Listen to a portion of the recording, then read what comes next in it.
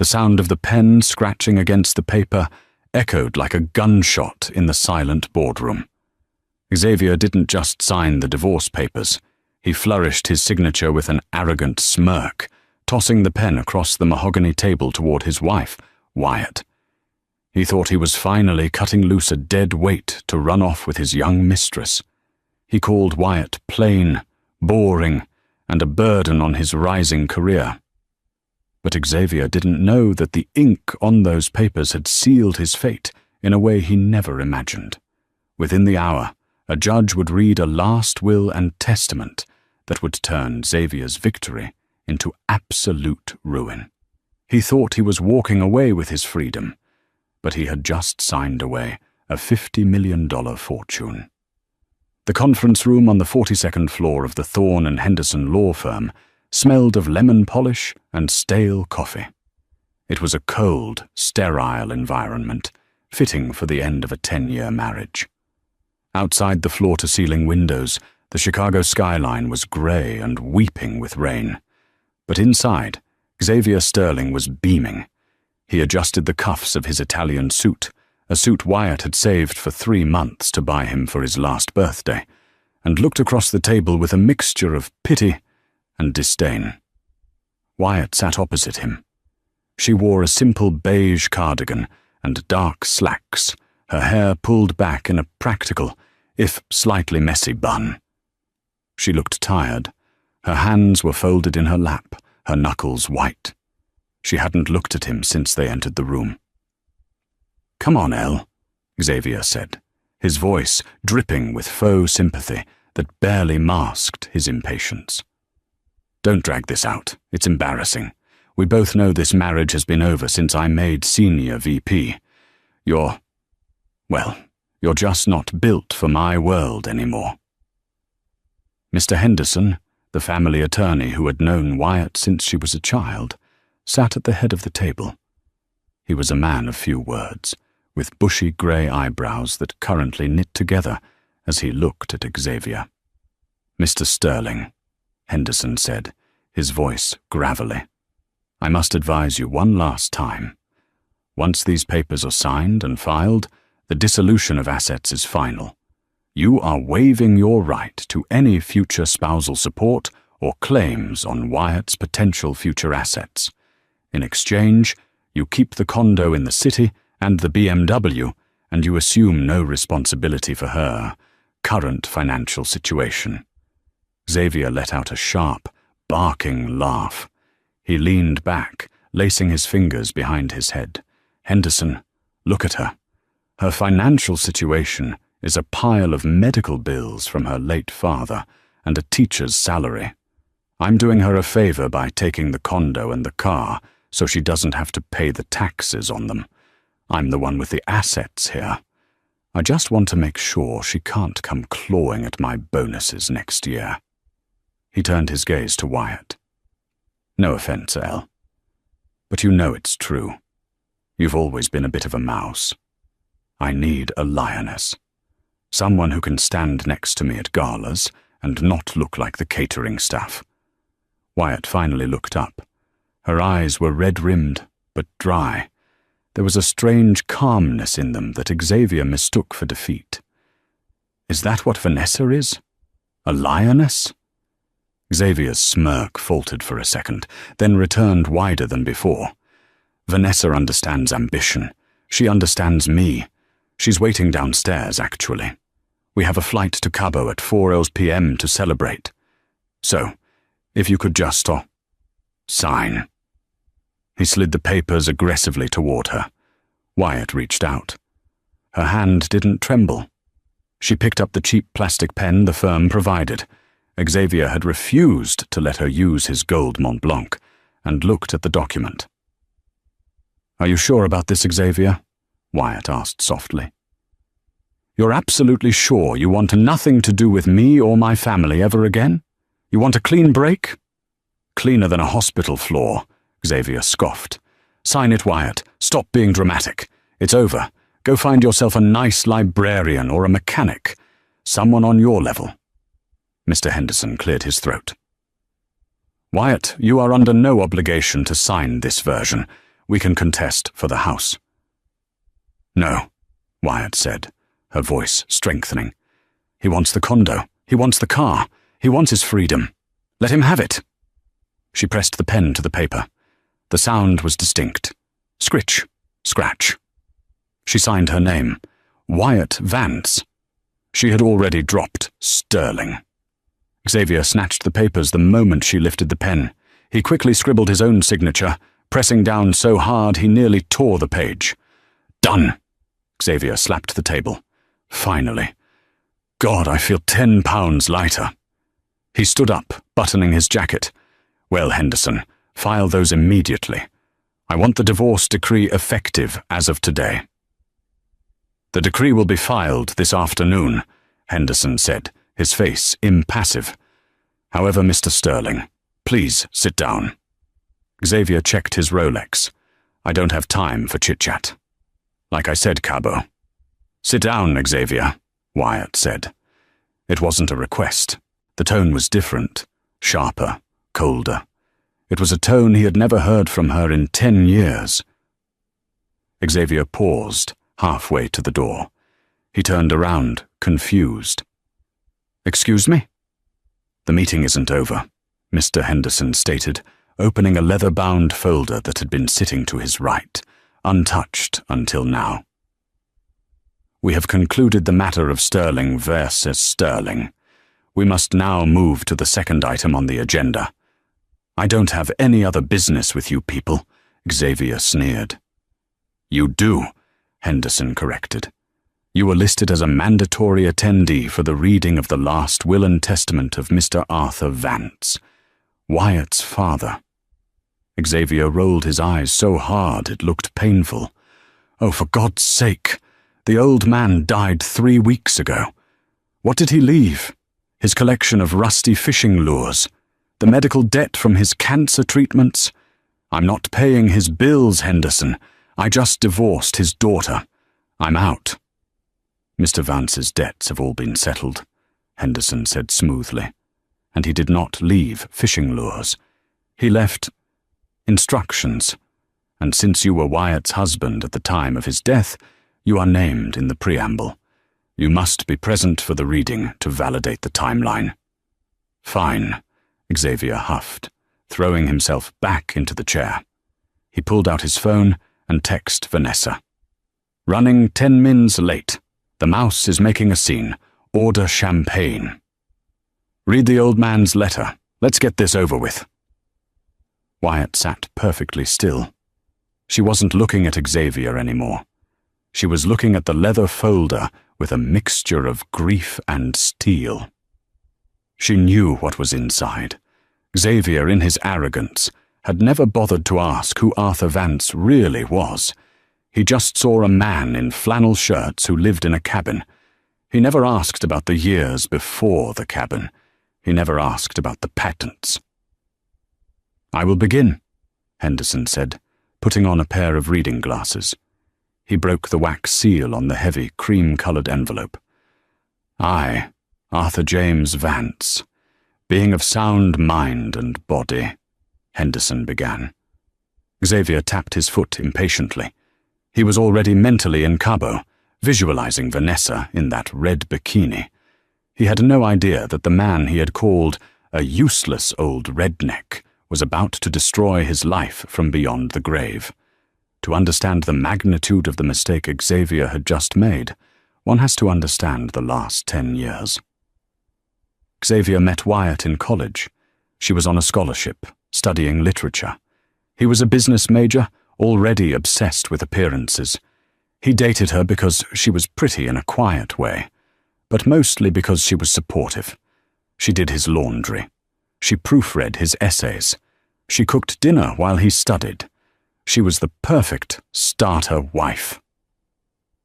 When they graduated, Xavier landed a junior analyst role at a mid-tier firm. He was aggressive, charming, and ruthless, traits that served him well. Wyatt became a high school English teacher. For years, Xavier climbed the ladder. As his paycheck grew, so did his ego. He started buying bespoke suits. He leased luxury cars. He began attending high society mixers, where he would introduce Wyatt as just a teacher, often cutting her off mid-sentence to talk to someone more important. He never paid much attention to Wyatt's family. He knew her mother had died when she was young. He knew her father, Arthur, lived in a secluded cabin in Montana. Once a year, they would visit. Xavier hated it. He hated the lack of cell service. He hated the smell of pine and wood smoke. And he especially hated Arthur. Arthur was a man of few words who wore worn-out flannel and drove a beat-up 85 Ford truck. To Xavier, Arthur was a failure, a nobody.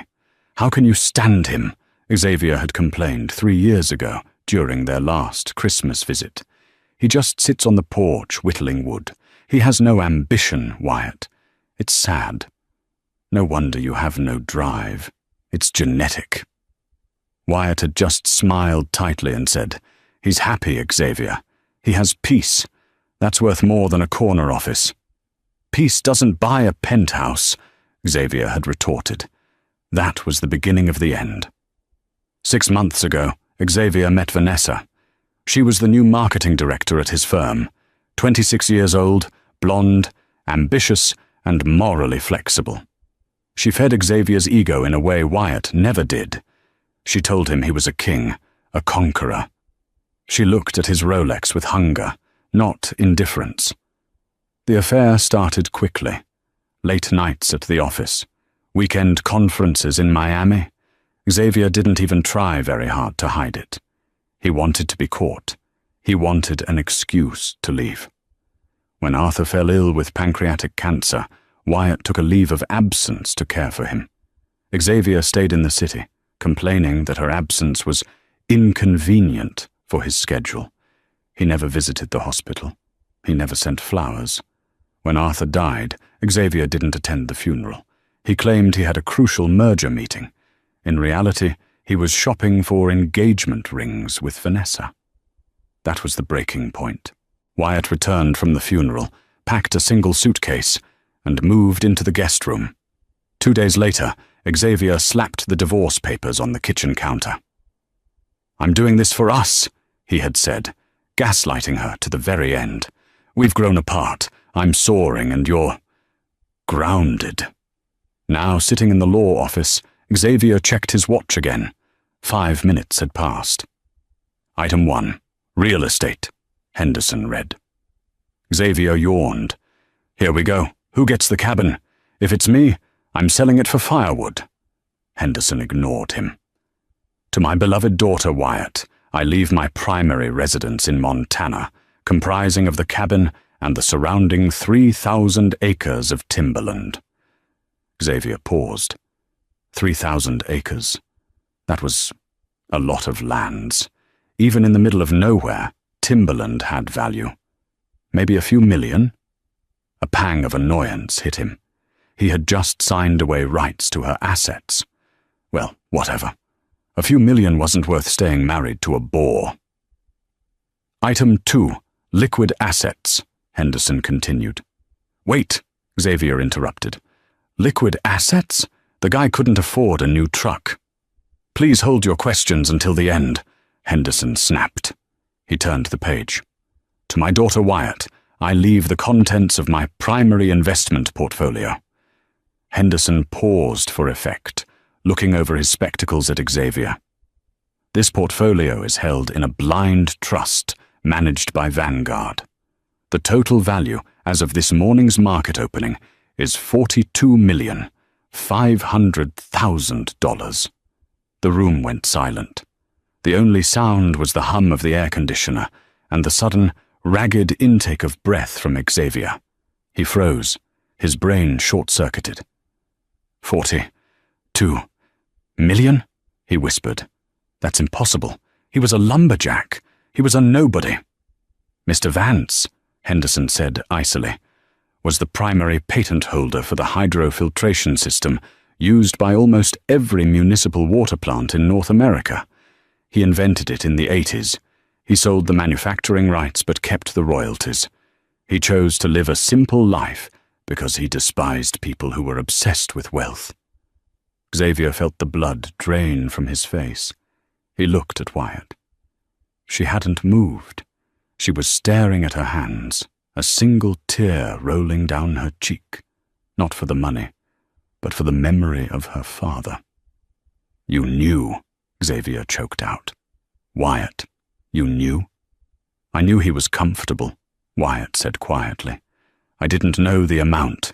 He never talked about money. He said money makes people do ugly things." She looked up at Xavier, her eyes hard. "He was right. But we're married," Xavier stammered, his mind racing. "We are married. That's marital property, the royalties. That accrued during our marriage. That's community property." He stood up, panic setting in. "Henderson, the divorce. It's not filed yet. You said it would be filed this afternoon." Henderson smiled. It was a shark's smile. "Actually, Mr. Sterling, there is a specific clause in the will regarding your marriage. I haven't read that part yet." "Read it," Xavier commanded, his voice shrill. "Read it now." Henderson looked down at the document. Item 3. The contingency clause. The lawyer took a sip of water. Xavier was sweating now. His shirt collar felt like a noose. Vanessa texted him again. "Where are you? I'm opening the Cristal." Xavier ignored it. "My daughter Wyatt has a heart of gold," Henderson read Arthur's words. "She sees the best in people, even when they don't deserve it. I have watched her husband, Xavier Sterling, for 10 years. I have seen how he treats her. I have seen his greed and his vanity." Xavier gripped the edge of the table. The old man was insulting him from the grave. "Therefore," the will continued, "the inheritance of the aforementioned $42 million and the real estate is subject to a strict condition regarding her marital status." Xavier held his breath. "If, at the time of the reading of this will, my daughter is still happily married to Xavier Sterling, 50% of the estate shall be placed in a trust for their future children, and the other 50% to Wyatt directly." Xavier's eyes widened. "See? Married. We are technically—" "Let me finish," Henderson barked. "However," Henderson read, his voice dropping an octave, "if Xavier Sterling has filed for divorce, or coerced Wyatt into filing for divorce, or if he has been proven to be unfaithful, then he is to receive absolutely nothing.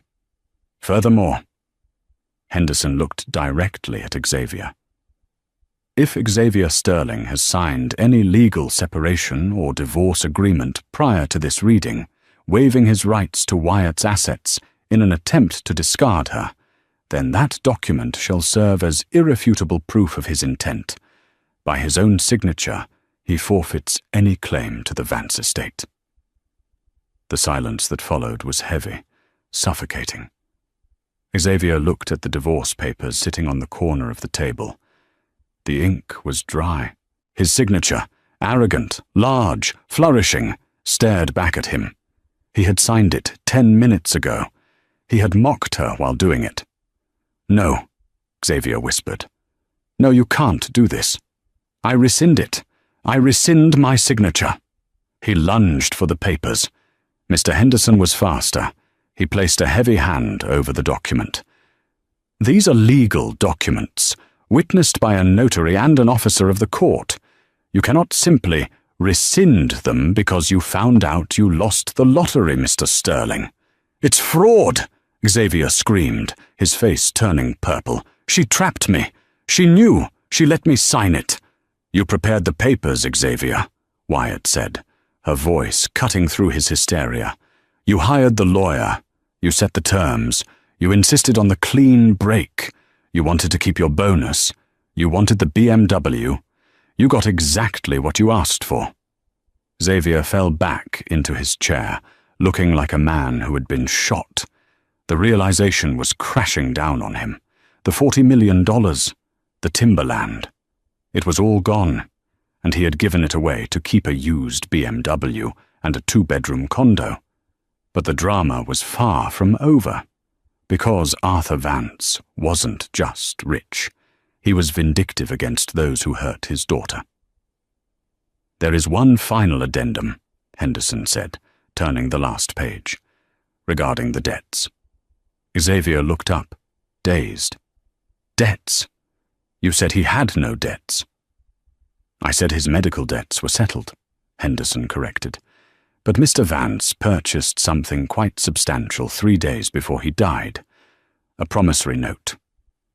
Henderson pulled out a photocopy of a bank document. "It seems, Mr. Sterling, that your company, Stratton Finance, was looking for a private angel investor to cover a massive loss in your Asian markets last quarter, a loss that you were personally responsible for managing."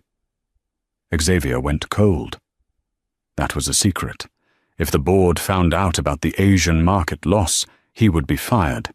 He had been trying to cover it up until the next quarter. "Mr. Vance bought the debt," Henderson said with a small, terrifying smile. "Wyatt now owns the debt your department owes, which means, essentially, Wyatt is now your boss's biggest creditor."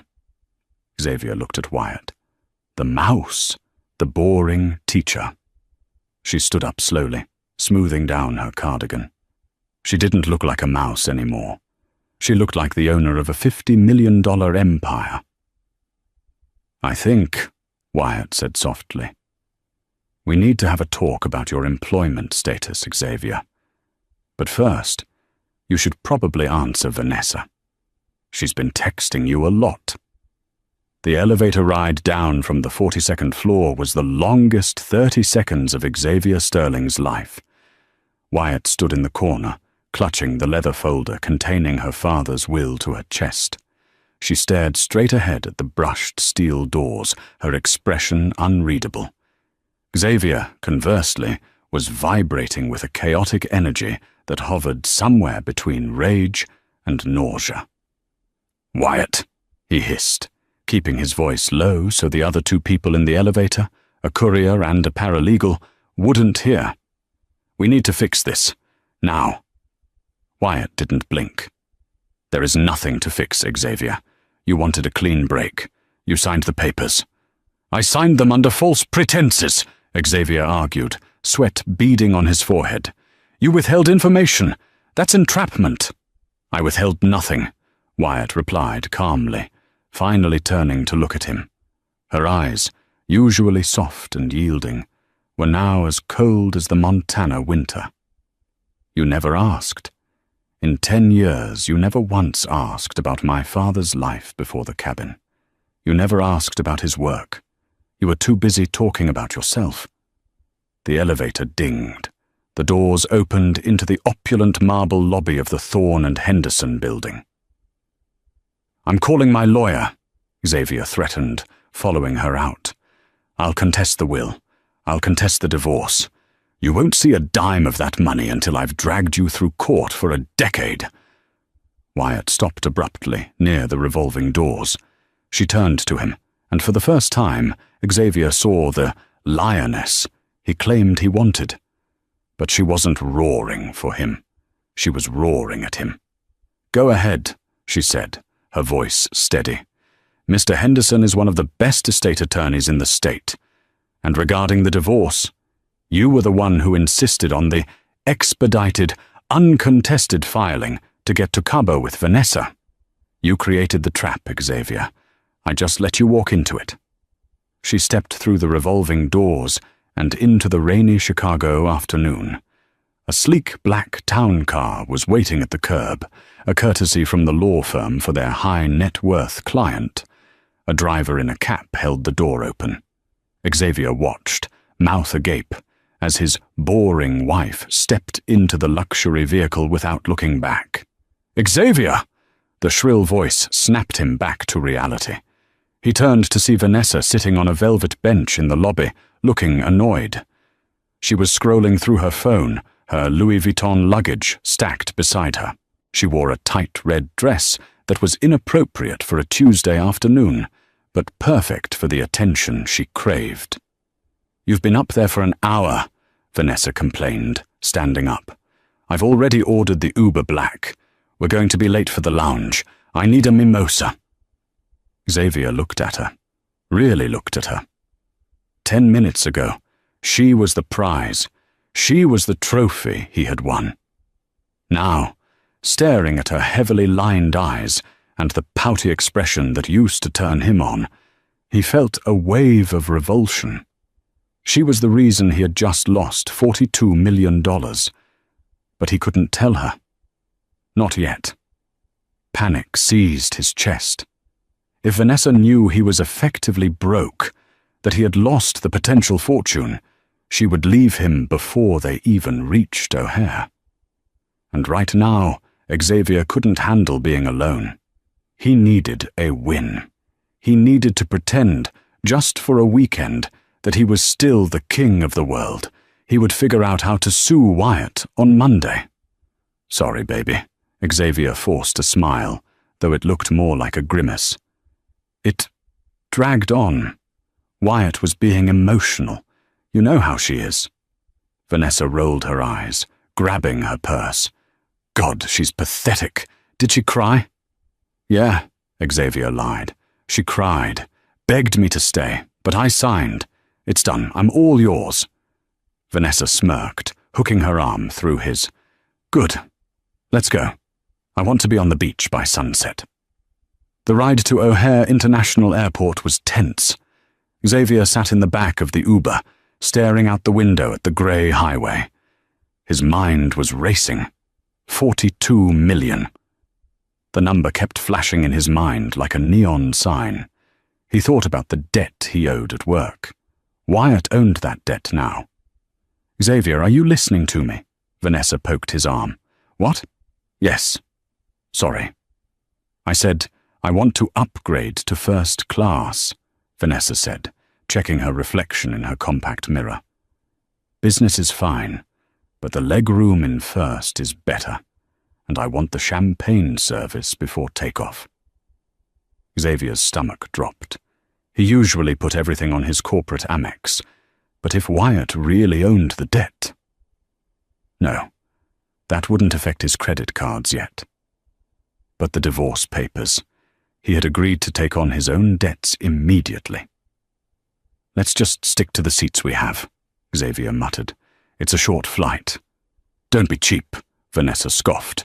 "You just dumped the dead weight. Celebrate." They arrived at the terminal. Xavier dragged the luggage, his head pounding. At the check-in counter, the agent smiled brightly. "Checking in for Cabo? Mr. Sterling and Ms. Hart?" "Yes," Vanessa cut in. "And we'd like to upgrade to first class. Put it on his card." She pointed a manicured finger at Xavier. Xavier reluctantly pulled out his sleek, black, platinum card. He handed it to the agent, his heart hammering against his ribs. "It's fine," he told himself. The agent swiped the card. She frowned. She typed something and swiped it again. "I'm sorry, Mr. Sterling," the agent said, her voice dropping to a polite whisper. "This card has been declined." "That's impossible," Xavier snapped, his voice too loud. "There's no limit on that card. Try it again." "I have tried twice, sir. The code is account frozen. Owner request." Xavier froze. He remembered the clause in the divorce settlement he had drafted himself. He had put that in there to stop Wyatt from going on a revenge shopping spree. But because the platinum card was technically under the household account, an account he had opened years ago with Wyatt, it was frozen, too. "Do you have another card?" the agent asked. Xavier patted his pockets. His personal debit card? That account had maybe $4,000 in it. Enough for the flight, but not the lavish weekend Vanessa expected. "Here," Xavier mumbled, handing over the debit card. "Use this." "Upgrade?" the agent asked. "No," Xavier said quickly. Just the tickets." He felt Vanessa's gaze burning a hole in the side of his head. He didn't dare look at her until they were walking away from the counter. "Declined?" Vanessa asked, her voice sharp. "Xavier, why was your card declined?" "It's just a banking error," Xavier lied, sweating profusely. Because of the divorce filing. The lawyers freeze things temporarily. It'll be cleared up by Monday. So we're flying coach? Vanessa stopped walking. In the middle of the busy concourse, people bumped into them, grumbling. It's just for 3 hours, Van. Come on. And what about the hotel? The villa? Vanessa crossed her arms. Did you pay for that in advance? Xavier went pale. He hadn't. He was planning to pay upon arrival. I can fix it, Xavier stammered. I'll call the bank. You better, Vanessa hissed. Because I didn't leave my apartment for a budget vacation, Xavier. I date winners. Winners don't get their cards declined. She turned and marched towards security. Xavier watched her go, a sinking feeling in his gut. He realized then that he wasn't looking at a lover. He was looking at a transaction, and for the first time in his life, he didn't have the currency to pay for it. The weekend was a disaster. They didn't go to Cabo. After 3 hours on the phone with the bank, while sitting on his suitcase in the terminal, Xavier couldn't get the freeze lifted without Wyatt's countersignature. He had to tell Vanessa the truth, or at least a version of it. He told her the assets were tied up for a week. Vanessa didn't take it well. She threw a Starbucks latte at his feet, told him to call her when he was liquid again, and took an Uber back to the city alone. Xavier spent the weekend in the condo he had fought so hard to keep. It was empty. Wyatt had moved her things out weeks ago, but now the absence of her presence felt different. It didn't feel like freedom. It felt like a vacuum. He drank expensive scotch and paced the floor, alternating between rage at Wyatt and terror about his job. He walked into the Stratton Finance skyscraper at 8:00 a.m. The usual hum of the office felt off. The receptionist didn't smile at him. Junior analysts stopped talking when he walked by. Mr. Sterling, his assistant, Jessica, said as he approached his desk. She didn't stand up. Mr. Gentry wants to see you in the boardroom. Immediately. Gentry? Xavier frowned. The CEO rarely handled Monday morning meetings personally. Is it about the Asian accounts? He didn't say, but the whole executive board is there. Xavier felt a cold sweat prickle his back. They know. They must know about the losses. He grabbed his tablet, rehearsing his excuses. He walked to the double-glass doors of the boardroom. He straightened his tie, took a deep breath, and pushed them open. The room was full. The CFO, the COO, the head of legal, and CEO David Gentry were all seated around the oval table. And at the far end of the table, in the seat usually reserved for the chairman, sat Wyatt. Xavier stopped dead in his tracks. Wyatt? She looked different. Gone was the beige cardigan. She was wearing a tailored navy blazer that screamed power, with a silk blouse underneath. Her hair was blown out, shiny and sleek. She wasn't wearing much makeup, but she looked radiant, dangerous. Sit down, Xavier, David Gentry said. His voice was grim. Gentry was a bulldog of a man, usually loud and jovial, but today he looked like he was sitting on a tack. What is she doing here? Xavier demanded, pointing a trembling finger at his ex-wife. This is a closed board meeting, David. She has no clearance. Actually, Wyatt spoke up. Her voice was calm, projecting effortlessly across the room. I have the highest clearance in the room, Xavier. Please take a seat. We're discussing your performance. My performance? Xavier laughed nervously, looking around the room for support. No one met his eyes. Wyatt, you're a high school English teacher. You don't know the first thing about finance. David, get security to escort her out. Mr. Sterling, the head of legal, a sharp-eyed woman named Karen, interjected. As of Friday afternoon, Ms. Vance, formerly Mrs. Sterling, acquired the entirety of the distressed debt bundle related to our Southeast Asian expansion. She is currently Stratton Finance's largest single creditor. Xavier felt his knees give out. He slumped into the nearest chair. The debt. Your dad bought the debt? He did, Wyatt said. He thought it was a wise investment. He knew the company was solid, even if the manager in charge of that division was reckless. She opened a file in front of her. It wasn't the will this time. It was a spreadsheet. His spreadsheet. I've spent the weekend reviewing the numbers with a forensic accountant, Wyatt said. It seems, Xavier, that the losses in the Asian market weren't due to regulatory shifts, as you claimed in your last quarterly report. They were due to unauthorized speculative trading. You were gambling with company money to try and double your bonus. The room went deathly silent. This was the kill shot. Gambling with client funds was not just a fireable offense. It was criminal. That's a matter of interpretation, Xavier choked out. I was hedging aggressively. You were gambling, Wyatt corrected, and you lost $12 million. Then you tried to hide it by shifting debt into a shell holding company, the very debt my father purchased. She looked at David Gentry. David, as the primary holder of this note, I have the right to call in the debt immediately if I feel the management poses a risk to my investment. And frankly, keeping Xavier Sterling employed here is a massive risk. Gentry nodded, looking defeated. He turned to Xavier.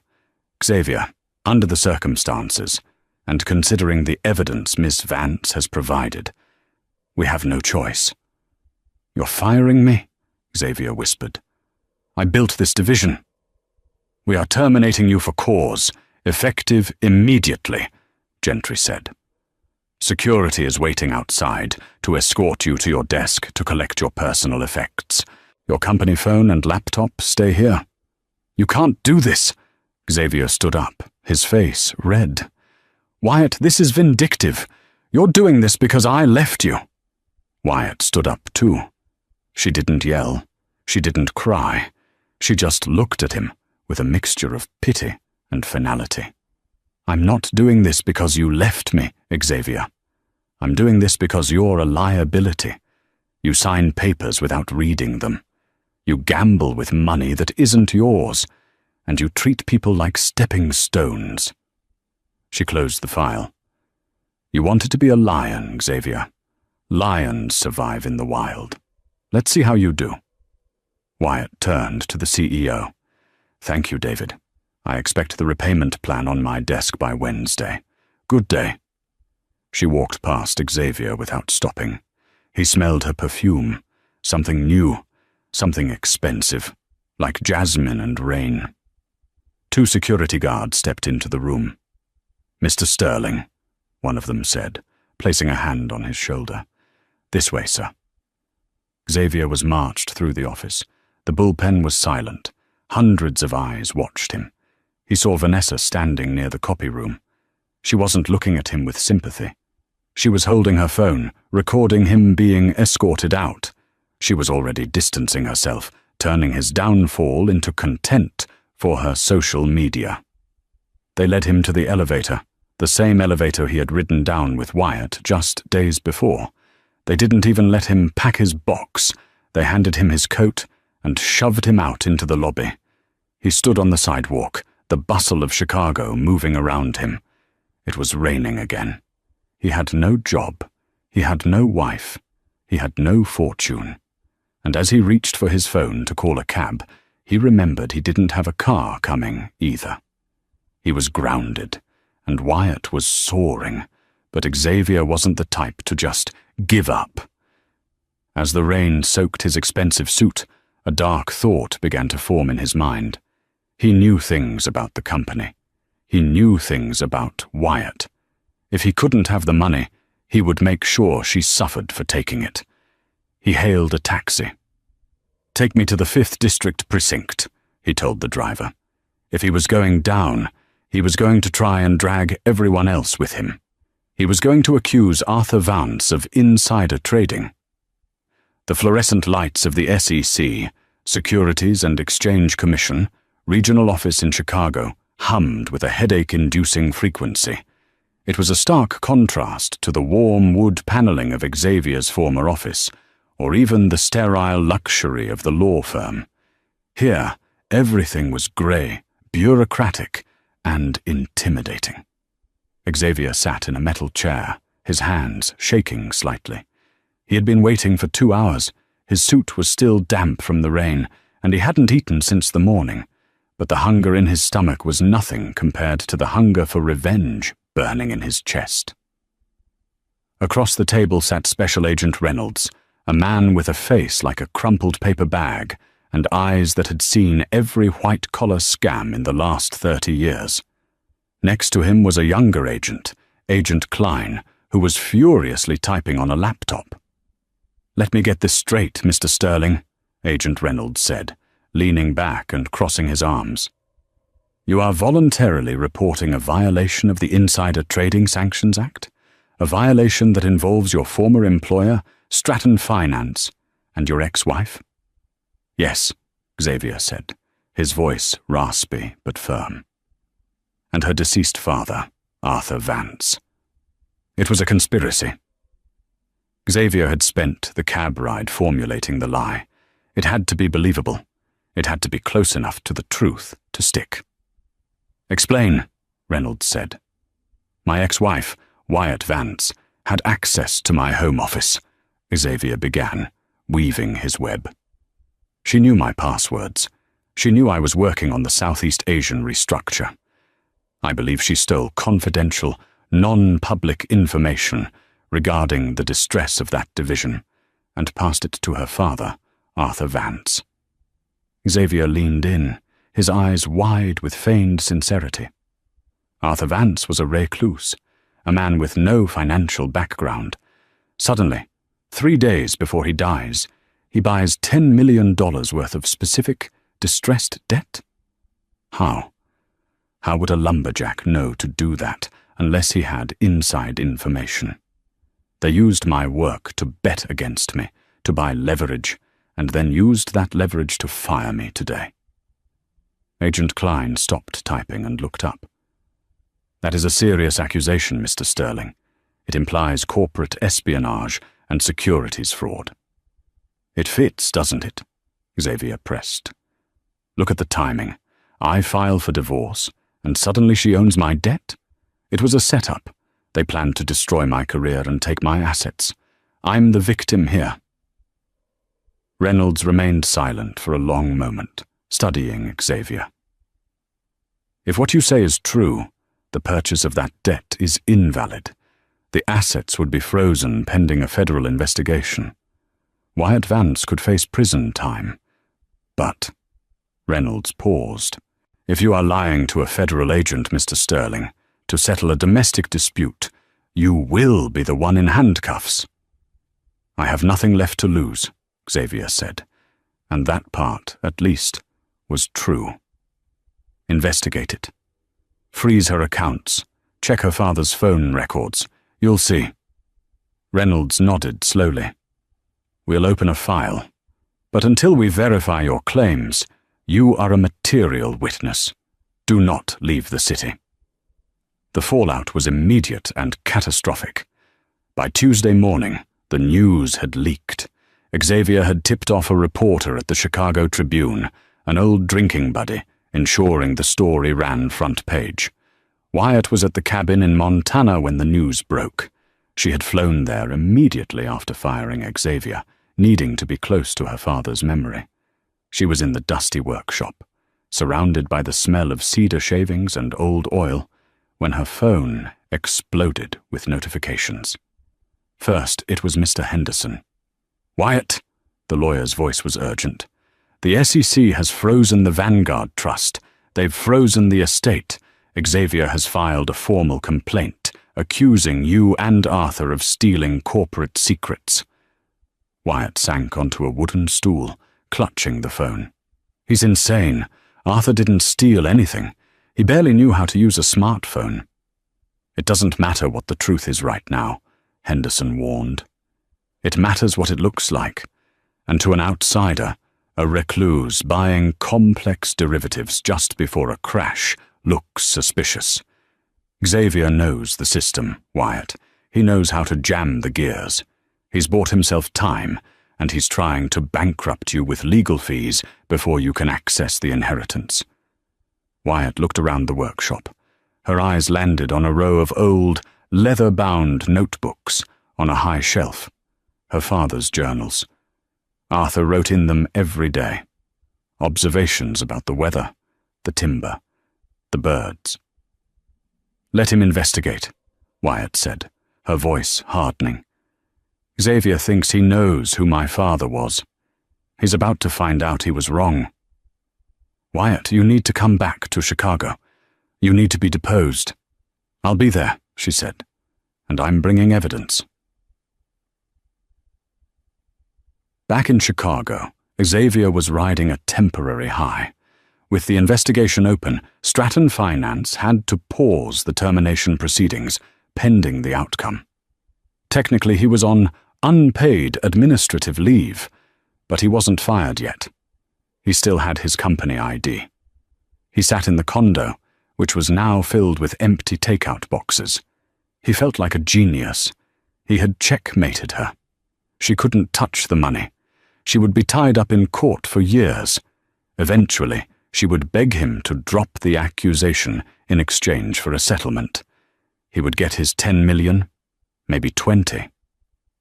His phone buzzed. It was Vanessa. Xavier's heart leaped. "Hey, babe," Xavier answered, trying to sound smooth. "Missing me?" "I'm missing my earrings." Vanessa's voice was ice cold. "I left my diamond studs on your nightstand last week. I'm coming by to get them." "Oh," Xavier deflated. "Yeah, they're here. Come over. We can talk. I've got a plan, Van. I've got Wyatt on the ropes." "I don't care about your plan, Xavier," Vanessa snapped. "I saw the news. You're a whistleblower now. You're a rat. No firm in the city will hire a guy who calls the SEC on his own family. You're radioactive." "I did it for the money. For us." "There is no us. I'm dating the VP of marketing at JP Morgan now. He has a boat, a paid-for boat." The line went dead. Xavier threw the phone across the room. It shattered against the wall. "Fine," he screamed at the empty apartment. "I don't need you. I don't need anyone." He needed a drink. He went to the liquor cabinet, but it was empty. He grabbed his coat and stormed out. He would go to his favorite bar, the Gilded Lily. They knew him there. They would treat him with respect. But when he walked into the bar, the atmosphere shifted. It was a place frequented by traders and finance guys. As Xavier walked to the bar, conversation died down. People whispered. "That's him," someone muttered. "The guy who tanked the Asian division and blamed his dead father-in-law." "Snitch," someone else coughed. The bartender, a man Xavier had tipped generously for years, placed a coaster down without making eye contact. "I can't serve you, Mr. Sterling." "What?" Xavier laughed, incredulous. "I've spent thousands here. Pour me a scotch."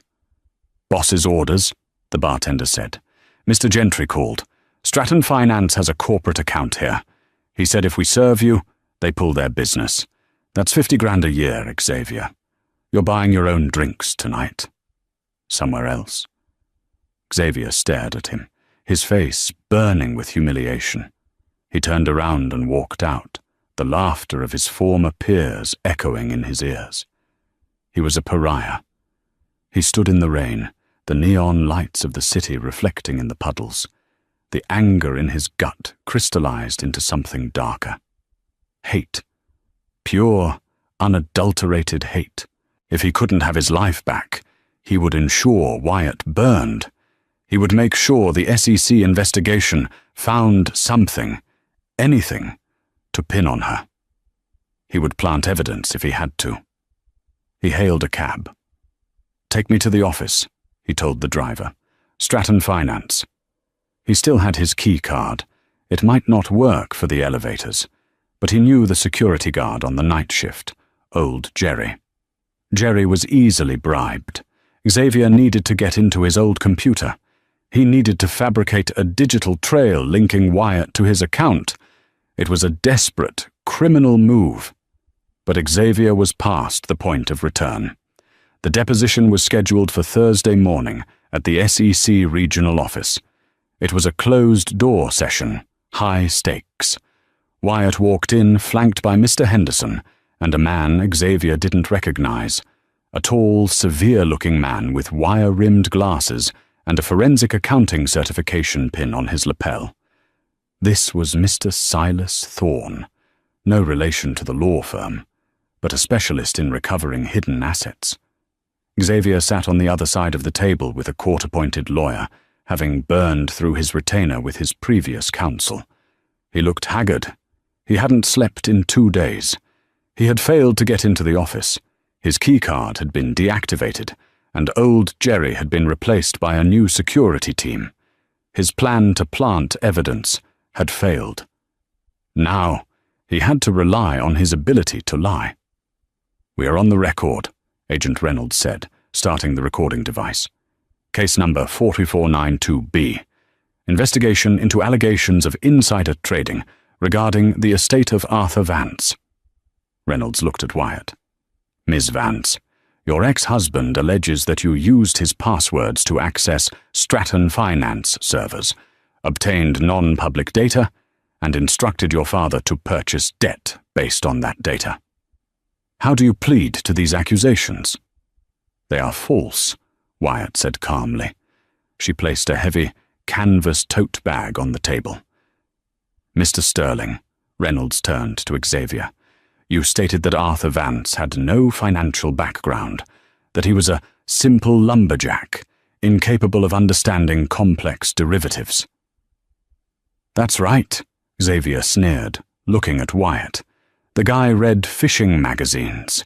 He didn't know what a derivative was. Wyatt fed him the info. Wyatt reached into the tote bag and pulled out a thick, leather-bound journal. The cover was worn, stained with coffee and oil. "Agent Reynolds," Wyatt said, "my father was indeed a simple man in his habits, but he was a mathematician by training. Before he retired to Montana, he worked for the NSA as a cryptanalyst in the late 70s. He didn't talk about it because he signed non-disclosure agreements." Xavier's jaw dropped. "Bullshit."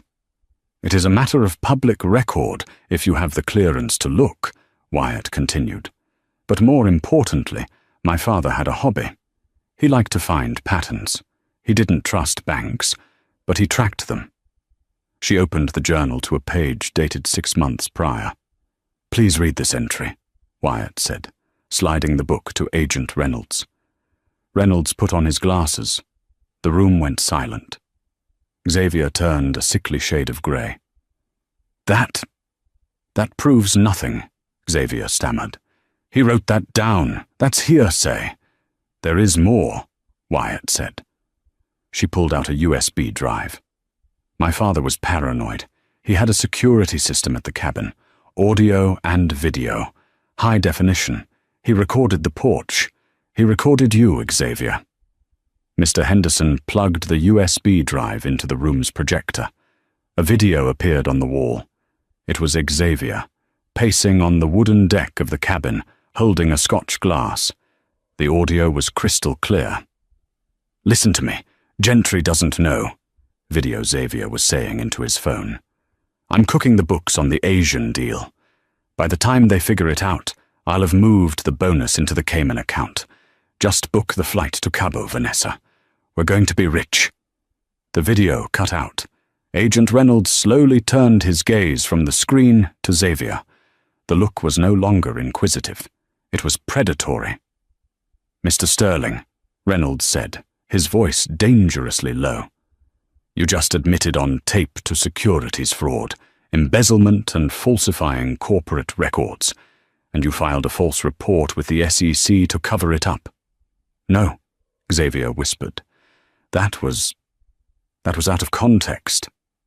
"And regarding the debt purchase," Wyatt interjected. "My father didn't buy the debt because of insider info. He bought it because he heard you admit you were destroying the value of it. He knew the company was strong, but the division was weak because of you. He bought the debt cheap because he knew once you were fired, the value would rebound. It was a brilliant value play based on the incompetence of the manager. You. Wyatt leaned forward. He didn't bet on insider info, Xavier. He bet against your ego, and he won. Agent Reynolds tapped the table. Agent Klein, arrest Mr. Sterling. What? Xavier scrambled up, knocking his chair over. You can't arrest me. I'm the whistleblower. You're the perpetrator, Mr. Sterling, Reynolds said, standing up. You just handed us the evidence of your own crimes. We were looking for insider trading by Arthur Vance. Instead, we found embezzlement by Xavier Sterling. Agent Klein moved efficiently, spinning Xavier around and slamming him against the wall. The handcuffs clicked, a cold, metallic sound that signaled the end of Xavier's life as he knew it. Wyatt, Xavier screamed as he was dragged toward the door. Wyatt, tell them, help me! We were married. You can't let them do this. Wyatt didn't look away. She watched him with a detached sadness. We're divorced, Xavier, she said softly. And as you said, I'm just a boring teacher. I don't get involved in business matters. The door slammed shut, cutting off his screams. 6 months later, the snow was falling softly on the streets of Chicago, dusting the city in white. Wyatt sat in a private booth at a quiet, upscale coffee shop, her hands wrapped around a warm mug. Across from her sat Mr. Henderson. The sentencing hearing concluded this morning, Henderson said, sliding a document across the table. Wyatt didn't touch it immediately. How long? 12 years, Henderson replied. Federal prison, for securities fraud, embezzlement, and filing false federal reports. The judge, Judge Thorne, was particularly harsh because of the attempt to frame a deceased man. Xavier won't be eligible for parole for at least 8. Wyatt nodded slowly. She felt no joy, only relief. The storm was finally over. And the assets? She asked. The condo has been seized to pay restitution to Stratton Finance. The BMW was repossessed. His personal accounts were drained to pay his legal fees. He went into prison with 0 assets to his name. Henderson took a sip of his tea. However, there is a bit of irony. Because you owned the debt he embezzled against, a portion of the restitution the court ordered him to pay actually goes to you. Wyatt managed a small smile. Donate it, all of it, to the literacy program at the high school where I used to teach. A wise choice, Henderson smiled. And speaking of choices, the estate is fully settled. The freeze has been lifted. The timberland, the royalties, the portfolio. It is all yours, Wyatt. $42 million, free and clear. Wyatt looked out the window. She saw a young couple walking down the street, holding hands, laughing. She remembered when she and Xavier were like that, before the ambition, before the greed. I'm selling the timberland, Wyatt said suddenly. Henderson raised an eyebrow. Oh, it's a prime asset. I know, but I'm not selling it to developers. I'm selling it to the state of Montana as a protected nature reserve. It will be named the Arthur Vance Wilderness. No logging, no condos, just trees. Your father would have liked that, Henderson said softly. And the patents, Wyatt continued. I'm lowering the licensing fees for municipal water plants in developing countries. Clean water shouldn't be a luxury. You're going to give away a lot of money, Wyatt. I have enough, she said. I have my salary. I'm going back to teaching next fall. I miss the kids. I miss talking about the Great Gatsby and warning them about people like Tom Buchanan. She stood up, buttoning her coat. She looked at her reflection in the window. She wasn't the tired, mousy woman who had walked into the law firm 6 months ago. She was stronger. She had walked through the fire and come out refined, like gold. "One last thing," Wyatt said. Did Xavier ask about me? At the end?" Henderson sighed. "He asked if you would pay for his commissary account. He said he needed money for snacks and phone calls." Wyatt laughed. It was a genuine, light sound. "Of course he did." She reached into her purse and pulled out a $1 bill. She placed it on the table. "Send him this," Wyatt said. "Tell him it's for a pen, so he can write his memoirs. I hear tragic comedies are very popular these days." She walked out of the coffee shop and into the snowy afternoon. The air was crisp and clean. She took a deep breath, filling her lungs with the cold, fresh air. She was free. She was wealthy, not just in money, but in spirit. And as she walked down the street, disappearing into the crowd, Wyatt Vance finally felt like the lioness her father always knew she was. And that, my friends, is the story of how arrogance became the architect of its own destruction. Xavier Sterling thought he was signing away a burden, but he was really signing his own warrant. He underestimated the quiet strength of his wife and the hidden brilliance of a father who watched from the shadows. It serves as a powerful reminder. Never mistake silence for weakness, and never, ever sign a paper without reading the fine print, especially when karma is holding the pen. If you enjoyed this story of justice served cold, please hit that like button, subscribe, and ring the notification bell. Thanks for watching.